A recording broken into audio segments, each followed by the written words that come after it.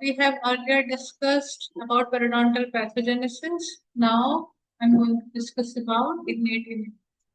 So innate immunity is resistance to infection, which an individual possesses by virtue of his genetic and constitutional makeup. Prior contact with microorganisms or their products is not essential. Refer to the element of immune response that are determined by inherited factor innate limited specificity. Fixed, they do not change or improve during an immune response or as a result of previous exposure to the pathogens. They are activated when the primary defenses are breached. If innate responses fail to eliminate infection, then the effector cell's adaptive immunity lymphocytes are activated.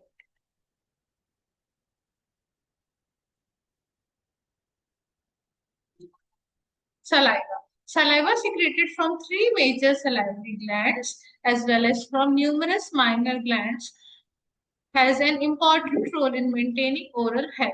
It contains molecular components that contribute to host defense against bacterial colonization and PDL diseases.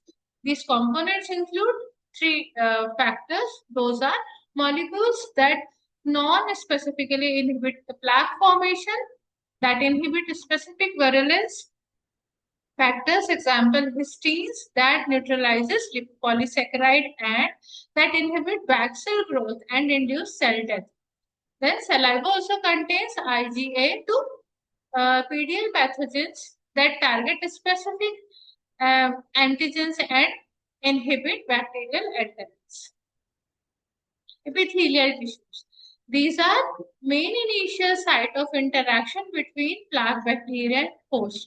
The keratinized epithelium of salvular and gingival epithelial provides protection for underlying medial tissues, also as barrier against bacteria and their products. Epithelial cells stimulate with bacterial components and cytokines and produces matrix metalloproteinases, which further contribute to loss of connective tissue. Epithelial cells express antimicrobial peptides, and the synthesis and secretion of these molecules is upregulated in response to the periodontal bacteria. These antimicrobial peptides have a wider role in regulating innate and adaptive immune responses to infections. These have chemokine-like activity, stimulating the chemotaxis of a range of leukocytes involving in innate and acquired immunity. Gingival clavicular fluid. It has a flushing action in gingival crevice, but also likely to bring blood component of host defense in sulcus. Flow of gingival clavicular fluid increases in inflammation, and neutrophils are especially important element of GCF in health and disease. Now the activation of immune response. Penetration of periodontal ligament tissue by plaque bacteria and their products. Senatal cell reorganizes their presence and signal protective immune responses. Dendritic cells express a range of pattern recognition receptors, that is PRPs, that interact with specific molecular structure on microbes. Activation of immune response to provide immediate protection, excessive and inappropriate immune response. Adaptive immunity. It is slower and reliant on complex interaction between antigen presenting cells T and B lymphocytes. Key elements. Antigen specificity of the responses that facilitate specific targeting of a diverse range of effector elements, cytotoxic T cells and antibodies, the ability to improve during exposure to antigens. Importance of adaptive immune response. T cells are predominant in gingivitis and stable periodontal lesions. In contrast, in active periodontitis, B cells predominate and are associated with pocket formation and progression of disease. Antigen processing and presentation, MHC, is a locus on short arm of chromosome 6 6p21.3 that encodes MHC classes 1, 2, 3, which are involved in antigens uptake and processing and presentation. MHC class 1, class 2, class 3. So in class 1, molecule presents intracellular antigen to CD8 plus T cells and nuclear factor kappa beta cells.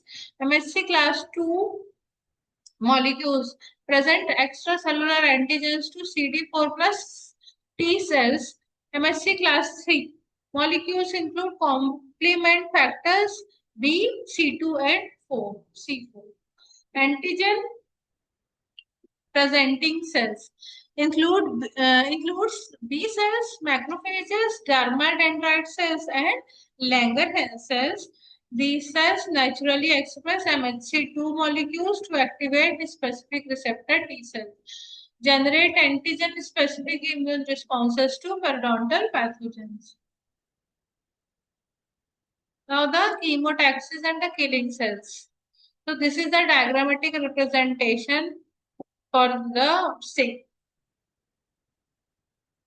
T cell responses. Th1 cell secretes IF and gamma and then activates cell-mediated immunity. And cell-mediated immunity will divide into macrophages, NK cells and CD8 plus cells. Th2 cells will secrete interleukin 4, 5 and 13, activates humoral antibody-mediated immunity. So this is the schematic illustrations of cell differentiation.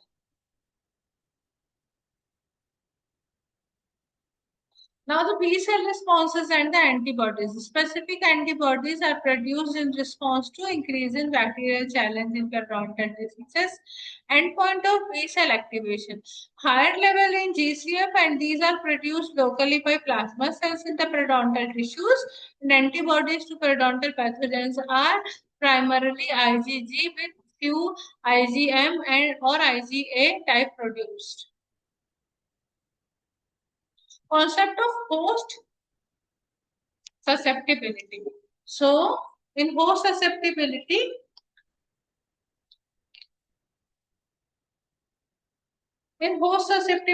the immune and the inflammatory process that results from the challenge presenting by the subgingival biofilm are complex and mediated by a large number of pro-inflammatory and anti-inflammatory cytokines and enzymes that functions as a network of mediators with overlapping roles and activity.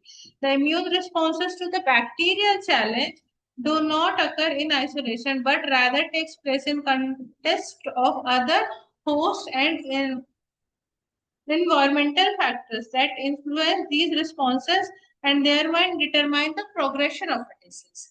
A risk, a number of risk factors include susceptibility to the periodontal diseases, including smoking, diabetes, nutritional factors, stress, and are considered in detail elsewhere. Uh, Cytokine profiles are also different in those individuals with immune-mediated diseases as compared with the healthy controls.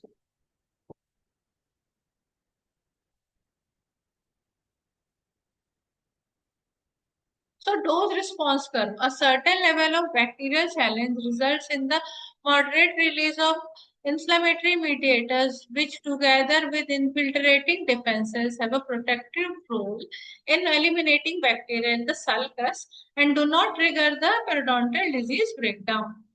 Such a steady state scenario may be indefinitely, but an alteration in the quantity and quality of biofilm and alteration of host defense leads to increased secretion of inflammatory mediators leading to the histopathological changes.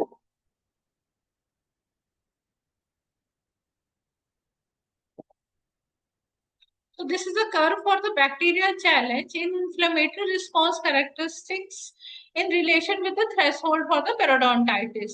Now, certain level of bacterial challenge result in the moderate inflammatory response, which is protective by intent and may not be sufficient for the transition of the periodontal diseases. Changes in the bacterial burden or changes in the host response result of change in the environmental exposure could result in the upregulated inflammatory response, which is characterized by marked cellular infiltrate and increased secretion of the inflammatory mediators, leading to the tissue damage and the transition for stable situation of to periodontitis. This challenge, bacterial challenge, is presented by modified from Champagne and CM Reddy MS uh, Periodontal Edition 2000. There is a threshold, therefore, between stable and active diseases, and this varies from person to person.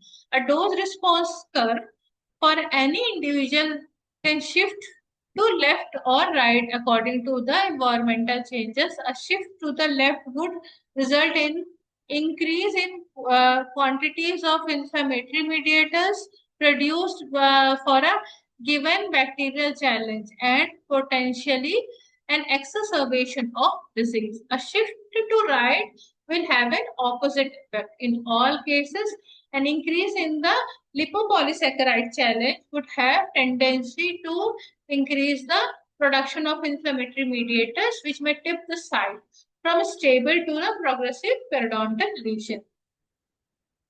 Models of periodontal pathogenesis. Bacteria, plaque bacteria initiate the inflammatory response, but most of the tissue damage results from the host response, which is influenced by the genetic factors and inflammatory and the acquired risk factors. These factors, such as smoking, genetic risk factors, alter the progression of immune inflammatory response and the shift the balance toward increased periodontal breakdown. This model implies the presence of plaque bacteria does not inevitably lead to tissue destruction and is supported by the large number of epidemiological studies, which confirm that more advanced diseases is usually confined to the minority of the population. So this is how the tissue breakdown products and the ecological changes represents in the host modulation, in which we have genetic risk factors, microbial challenge.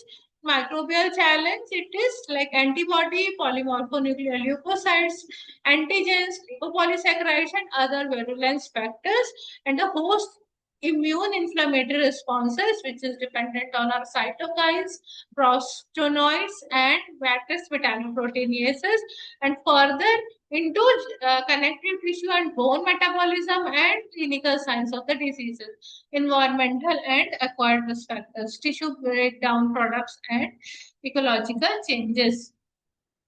Now, this systemic illustration of the pathogenesis of disease in the host modulation, there is a microbial challenge present by the subgingival plaque bacteria result in upregulated host immune inflammatory response in the periodontal tissue that is characterized by dysregulated increased production of inflammatory cytokines, interleukins, and tumor necrosis factor alpha prostanoids, that is prostaglandins E2, and enzymes including the matrix metalloproteinases. These upregulated pro-inflammatory mediators are responsible for the majority of your periodontal tissue breakdown that occurs, including the alveolar bone, resorption via activation of the osteoclast. These changes result over time in the clinical signs of the periodontal disease developing. The process is modified by environmental factors such as genetics, smoking, polymorphonuclear leucosaccharides, and lipopolysaccharides. This now the addition was taken from Perio 2000 Conman KS. Biological system models represent periodontal pathogenesis, which involves bacterial component, environmental factors, specific inflammatory mechanisms, and host genetic variation associated with the disease. System includes a person level or genetic epigenetic level, the biological phenotype, and ultimately the clinical. So here is the clinical phenotype representation for the disease process of inflammatory diseases. A biological system model for representing the periodontitis. The outmost level of this model is a person level, representing an individual's unique characteristics as they impact on periodontitis.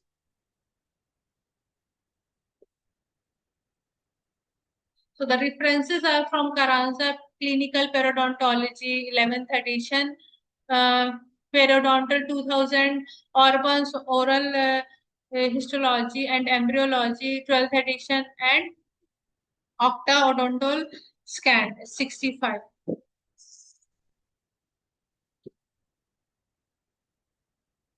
Thank you.